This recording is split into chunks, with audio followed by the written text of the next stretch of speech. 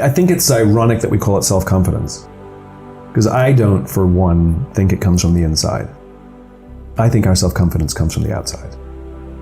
We are being misdirected by the name. When we say build your self-confidence, that's the instruction is saying go inside.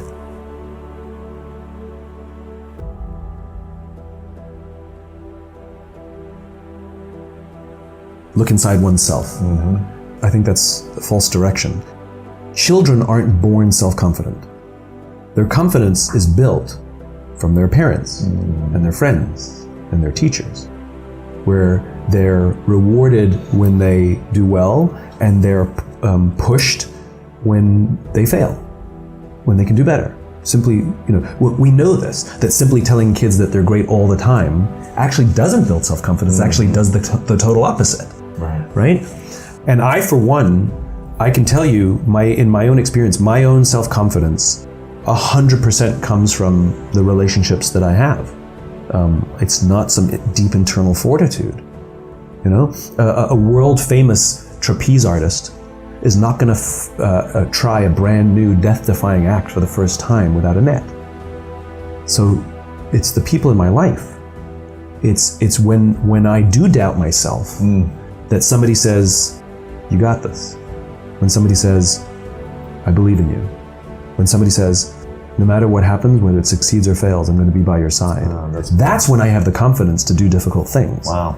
Right? I don't have some natural battery that just right. That to me is bravado. Yeah. I don't know if that's self-confidence. Being a huge risk taker is not an indication of self-confidence to me. Jumping out of a plane and jumping out of a plane with a parachute are two different things. Right? Right. To me, self-confidence is measured, and there should be a degree of doubt. But I think true self-confidence, belief in oneself and belief in one's cause, I could not do the things that I'm doing, and I would not have the strength to have made the sacrifices that I've made, or continue to wake up on a daily basis to drive to spread this message if I were alone. And so when we talk about building one's self-confidence, I think the mistake that we make is that we look inside. I think the reality is when we try to build our self-confidence, we should be looking to our friends, we should be nursing our relationships. When I'm looking to build my self-confidence, the question is, who around me do I need to take care of? The way we build our self-confidence is by helping somebody else build theirs. The human brain cannot comprehend the negative. It is incapable. Don't think of an elephant.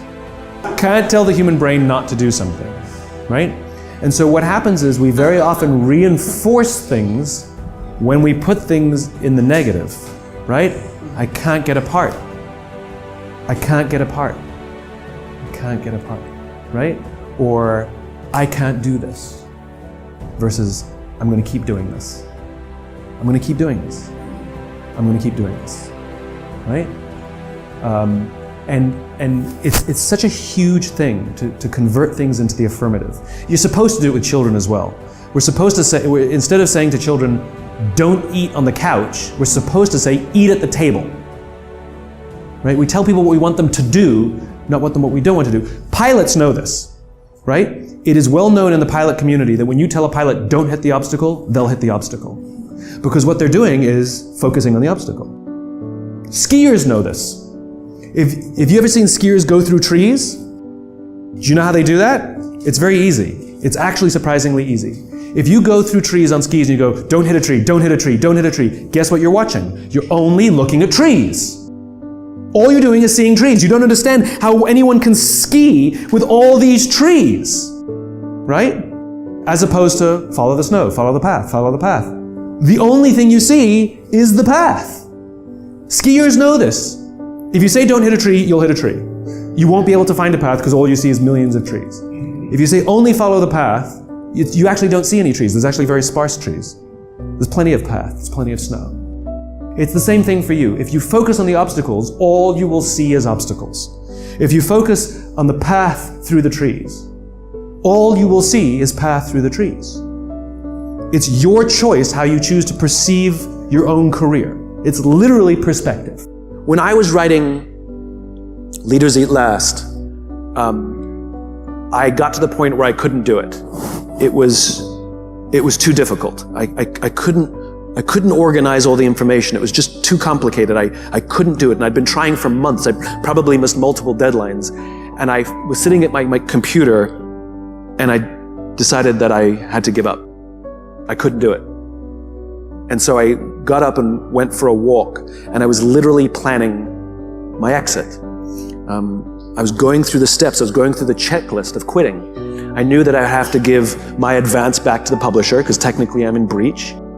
I knew that I would be humiliated, but I was preparing myself for it, and that I would get over it. I was also rationalizing that it was okay to quit. I told myself there are thousands, 10,000 books published every single year. No one will miss this one book. And I literally went through the steps to prepare myself for what I had to do to quit. I'm not sure why I did this, but I called a friend of mine who at the time was in the Air Force Special Forces, and I don't even think I said hello when he picked up the phone. I simply asked the question, what do you do when you can't complete the mission? And as is his habit, he just started telling me a story. He was a helicopter pilot, and they had a mission in Afghanistan that was a suicide mission. All the intelligence showed that the air defenses were just too great, and none of them were going to come out alive. And it wasn't going to be one of those kill Hitler missions where we're all going to die, but we'll kill Hitler. This is like, we're all going to die, and the mission will also fail.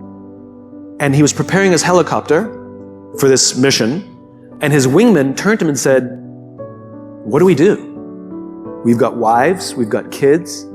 Do we refuse to go? What do we do? And my friend turned to him and he said, this is what we signed up for. We go. He asked me, he said, is this book more or less powerful than Start With Why?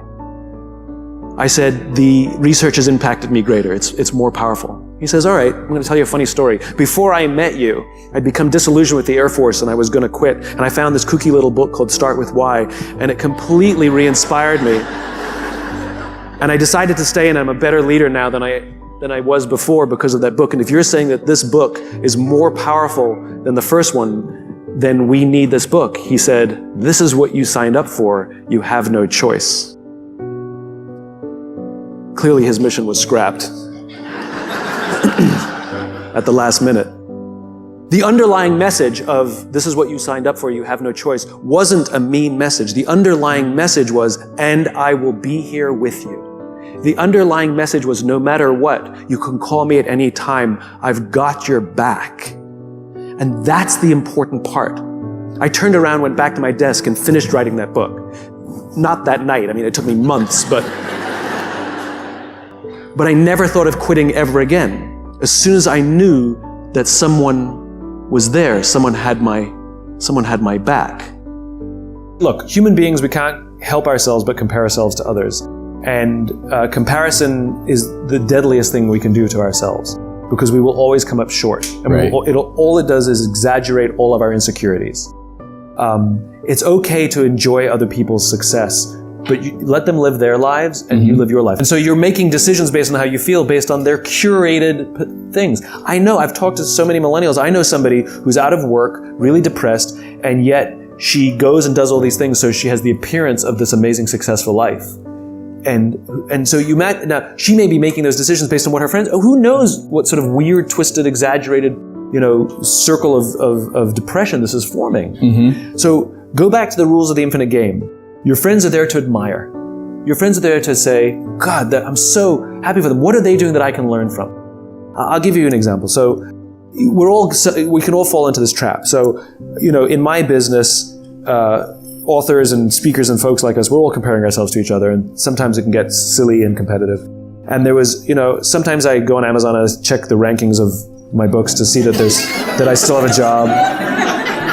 And now and then there was this one author who I hated for no reason. He's very smart. His work's incredibly good. He's incredibly well respected. I respect him, but I hate him. And I would check the rankings of his books. And when I was ahead, I'd be like, yes. And when he was ahead, I was like, right? It would drive me crazy. And I had this weird abstract competition. Same thing, right? Social media happened to be Amazon rankings. Right. And I would check in all the time. I'd always check in, mine, his, nobody else, just mine and his. Anyway, we were, I was at an event and we were interviewed together on the same stage. And the interviewer decided to let us introduce each other. So I went first. I had to introduce him. And this is what I said. I looked at him and I said, you make me very insecure. I said, because all of your strengths are all of my weaknesses. And every time I see you do well, it just reminds me what I'm bad at. That's how I opened up. He turned to me and he said, funny, I feel the same way about you. And now we love each other. Because I realized that he's really good at what I'm bad at. So by me getting to know him and really learning to love him, I'm realizing I'm getting better at those things. And I'm taking more pride in the things that I'm good at rather than thinking I have to be good at everything he's good at. Right? So it's healthy to grow our own strengths and rather than be intimidated by the strengths of others.